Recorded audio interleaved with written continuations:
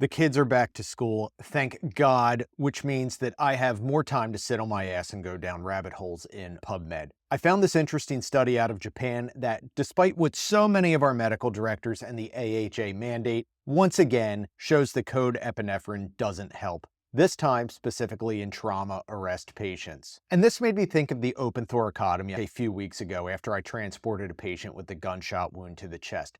The surgeons and the trauma staff were really impressive. They did all the things, relieving tension, clamping broken vessels, giving blood, and when one of the nurses broke out a Bristojet of code epi, I thought to myself, I may have said out loud, yeah, that's what's going to save him. This study shows that no, that push of code epi is not going to save the patient in a traumatic arrest. The study's from 2019. It's a prospective observational study. It's not a randomized control trial. Therefore, some in the comments will say we shouldn't pay it any mind because they learned in high school stat class that randomized control trials are the gold standard.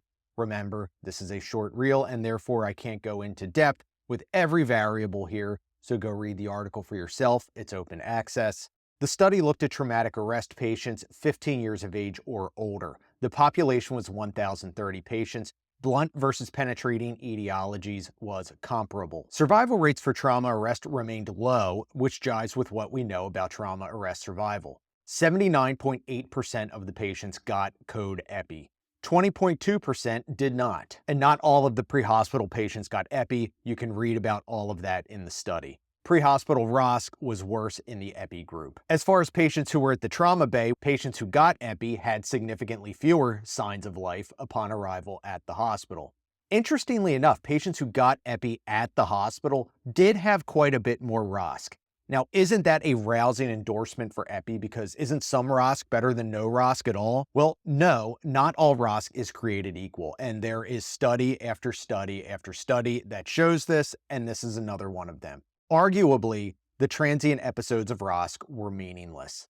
In fact, the authors wrote that the effects of epinephrine on ROSC would not persist without hemostasis, and the benefit of that ROSC may be outweighed by the simultaneous undesirable effects from epi, like more bleeding and cerebral vasoconstriction.